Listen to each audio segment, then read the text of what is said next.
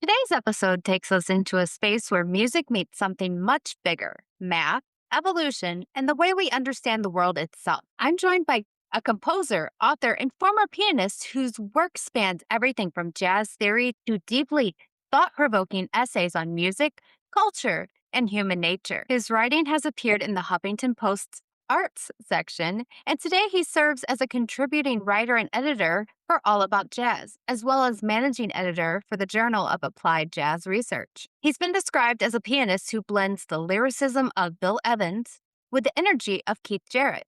And the same balance of emotion and intellect carries into his work exploring the connections between music, math, and evolution. This is one of those conversations that doesn't just stay in music, it expands into how we think, create, and even exist. This is a plot twist you don't want to miss. Welcome to the show.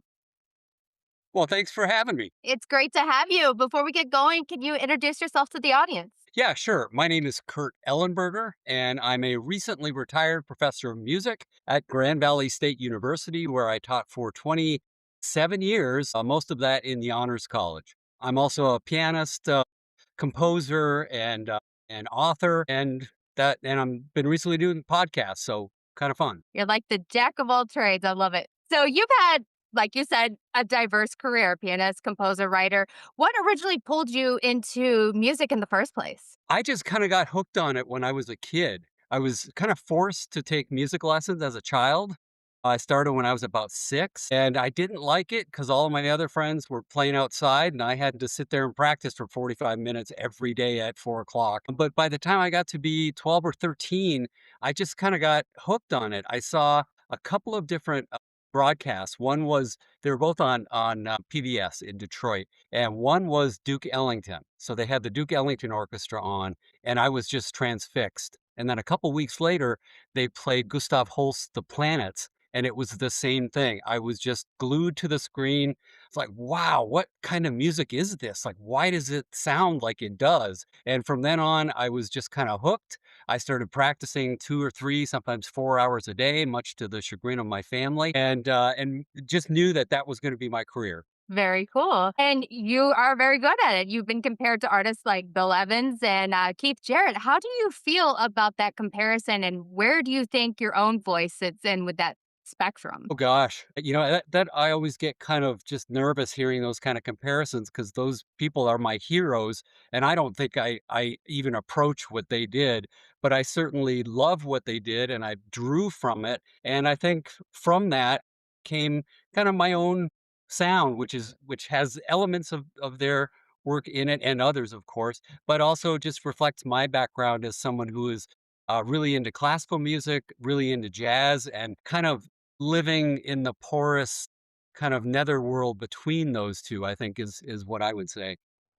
Yes, yes, absolutely. So, for people who aren't musicians, how would you explain the relationship between music and math? Because I find this very fascinating and something I don't quite understand.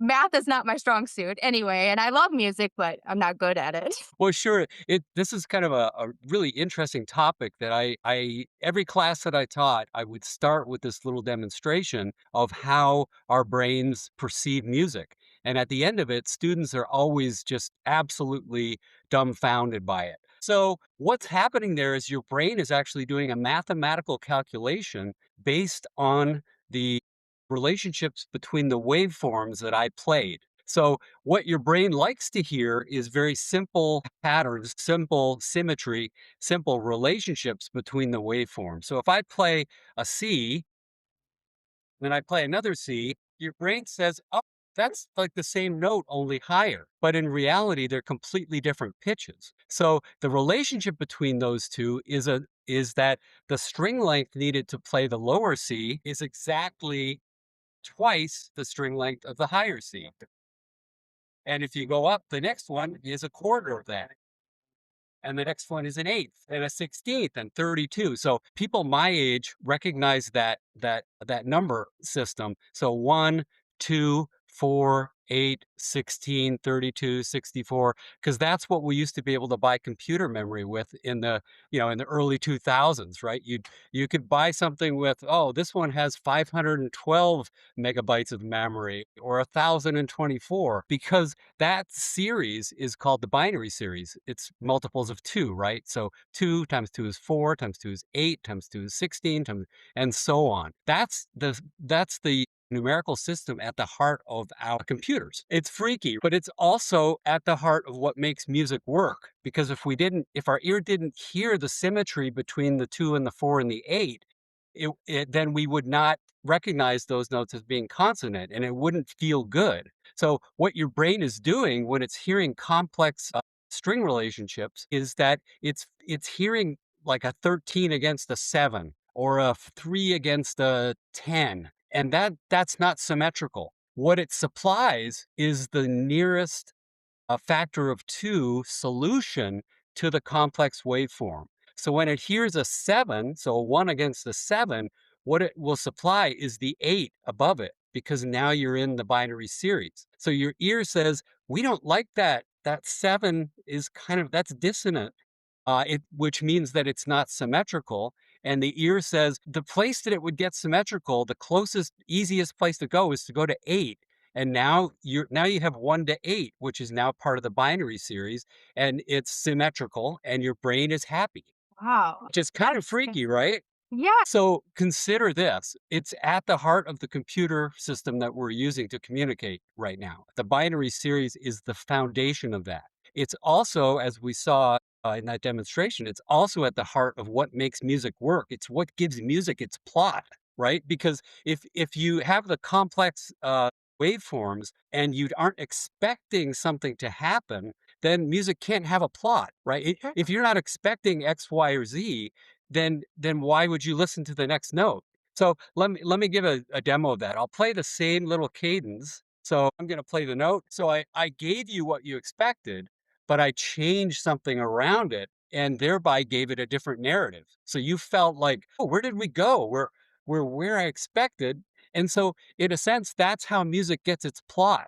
And what I just did was a plot twist, right? So that works at every level. So one more example that I think is really fascinating. Another place the binary series is at play is in conception. So when a sperm meets an egg, it's one unit. Then what happens? It divides into two cells. And then those two cells divide into four, those four into eight, those eight into 16. So here we have three things at the foundation of life, at the foundation of computers, and the kind of engine that makes music work are all the same number system. That is so fascinating. I can tell you're a professor. Okay. Yeah, I'm also a professor, but not this kind of stuff. I wish I was this smart, but I love this. How did you first get into this? Well, I was always curious why music made me feel the way it did. I mean, I had such a, and I still do have such an emotional response to it, that it just grabs me to the point where there are certain music I can't listen to very often because it's just so gut wrenching. Like, for example, Gustav Mahler, the classical composer. I have to just kind of be prepared for the emotional experience of listening to Mahler. It's not something I can put on in the background. And as a teenager, I started wondering, what is this? Why am I reacting this way? And why do other people react this way to music as well? So I thought, well, maybe physics has the answer. So I didn't quite do a full minor in acoustics in my undergrad degree, but I did most of the courses. And there I started to see these mathematical relationships that others, of course, had written about. It's centuries past, people noticed this stuff. But that gave me the answer. It said, here's why you're doing that, because your brain is calculating complexity and it wants simplicity. It doesn't like the complexity. It wants to return to something that's simple, just like a novel does, right? You usually start with something easy, then it gets more complex, and there's chaos, there's dissonance, there's confrontation, and then that comes to a head, and then you come back and hopefully, in the most cases, a novel or a movie ends in things being peaceful, unless there's a sequel coming. So we just have that as part of our psychological makeup, and in music, it has to do with the mathematics. Your brain is automatically calculating the relationship between these different sound waves. And when they're complex, when they're odd numbers, when they're asymmetrical, your brain senses that as being, ugh, stop that. You're annoying me. When it's simple, your brain says, "Oh yeah, I get that. I like that. I don't like that. That's horror movie stuff, right?" Now that is very intriguing, and you make a great point that a lot of us don't even really think about is, Mhm.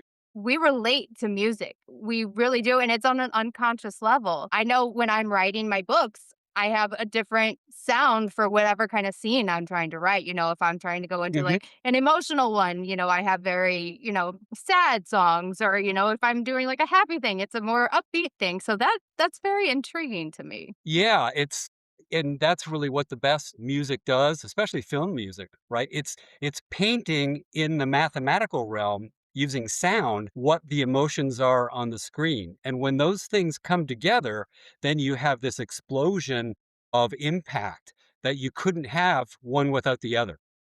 Yes, absolutely. Absolutely.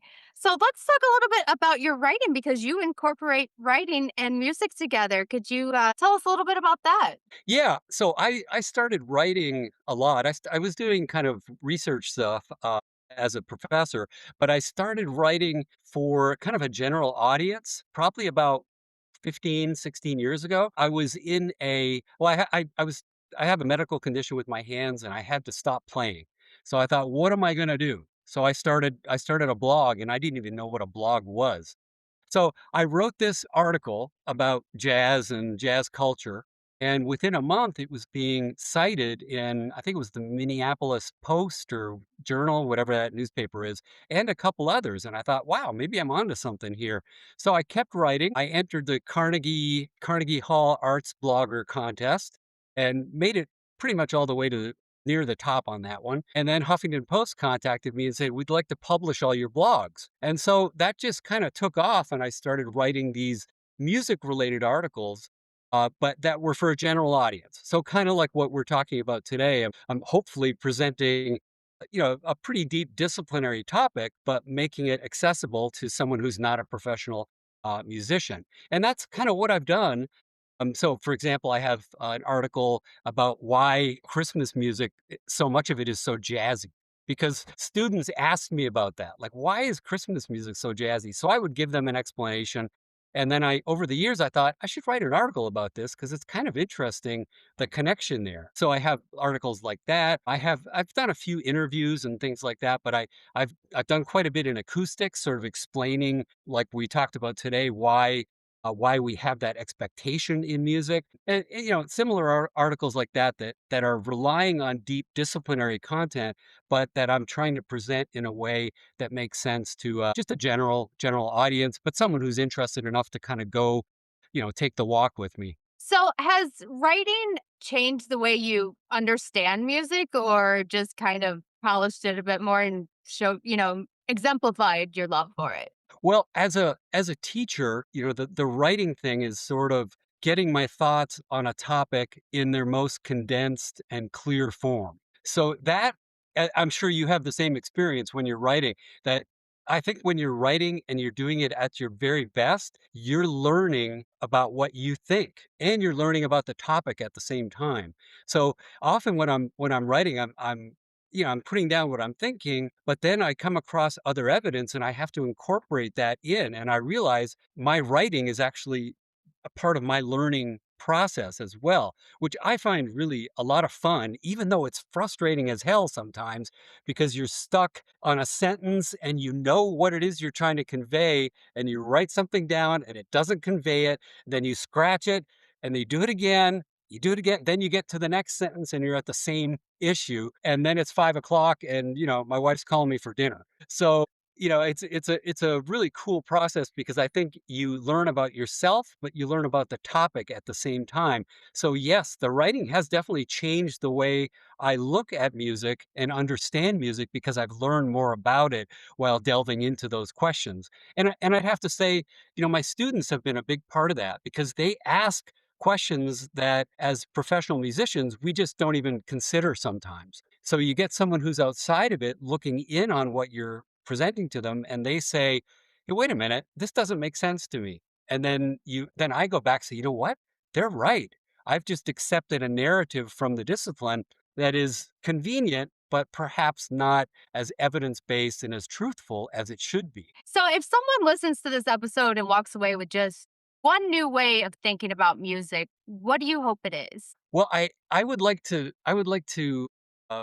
like listeners to go away thinking, "Wow, there's a mechanism inside of us that is linked to this numerical series, which is just based on the power of 2, but it's not only in our computers, it's also at the basis of why we have music, because without that predictive quality that I demonstrated, music could not exist, I don't think." So my challenge was to evolutionary theory. Why do we have this? And I couldn't find an answer. So to me, I guess I would hope listeners would go away with kind of a mystery about it. If they take music for granted, you pop on, Spotify or whatever in the car, you put the headphones on when you walk out of a building and you're listening to music. Okay, that's cool. But realize how miraculous it is that we have this auditory system that not only can hear things so carefully, but is also doing this